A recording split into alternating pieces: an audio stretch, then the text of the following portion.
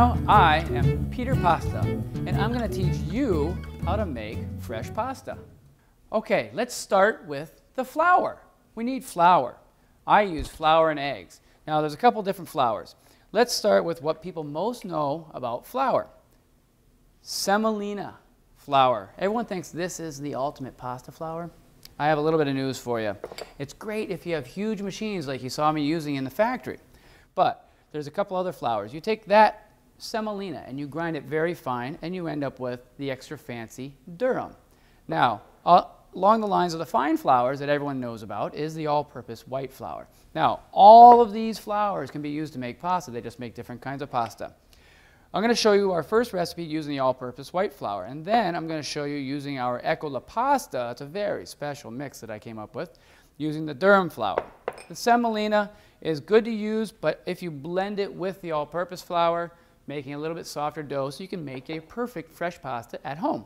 Let's get started. My first recipe is using the all-purpose flour. I'm going to start with 2 cups of all-purpose flour.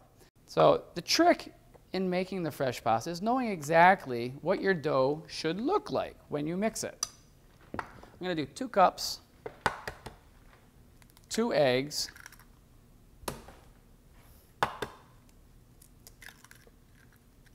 and I'm going to start mixing this. So now I'm going to just turn that on and start mixing the egg and the flour together. Now, you may have noticed I'm using not the dough hook. Everyone thinks that we should be using the dough hook when mixing dough. That's not true. We're looking for something that's a little bit more of like a pie crust texture. Now, I mentioned that we're going to add some water. So we're going to watch this, and we're looking for some flakiness. And sometimes 1 egg to a cup is just right, and sometimes you need just a little bit of water. I'm going to add 1 tablespoon of water to this.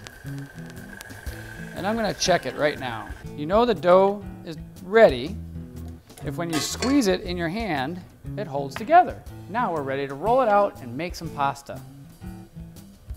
What we're going to start by doing is we're going to put the KitchenAid pasta roller attachment on. This is very similar to any rolling pin you have in your house, except there's 2 of them in here.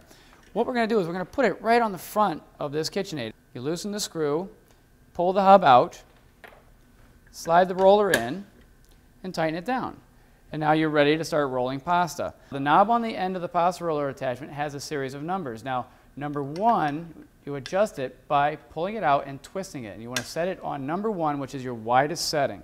Now, what we're going to do is we're going to take this ball of dough, we're going to flatten it down a little bit with the heel of our hand. We want it to be about 3/8 of an inch to 1/4 inch, just like that. Now, we turn the mixer on the slowest setting, and we just go ahead and stick it right in there. Now, most people will look at this and go, that doesn't look like pasta. Well, it's because we're now doing the kneading process, and we're using the rollers to do all the kneading. We have this beautiful large motor right here, and we're using it. This way, we can make pasta without our hands. Now, let me get this dough hook out of the way so no one gets confused thinking that we actually used it. Now, to knead the dough, we fold the dough in half each time, getting a nice linear texture to all the glutens in your flour. Just folding it in half again, and I always put the folded end in first. That way you always end up with a nice even front edge.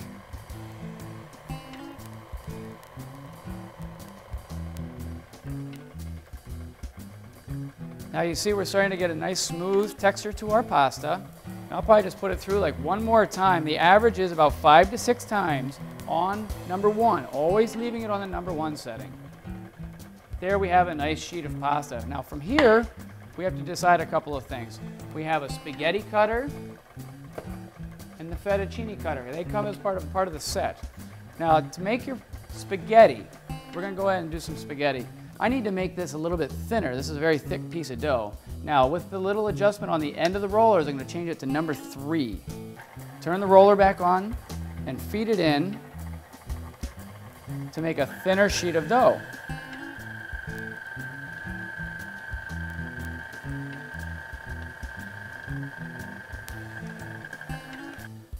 And now I'm going to change over to the spaghetti cutter. Again, loosen the screw, grab the spaghetti, put it right on the end, tighten the screw down, turn on the machine, feed it right in. And look what we have. It's almost like instant. It's making fresh pasta.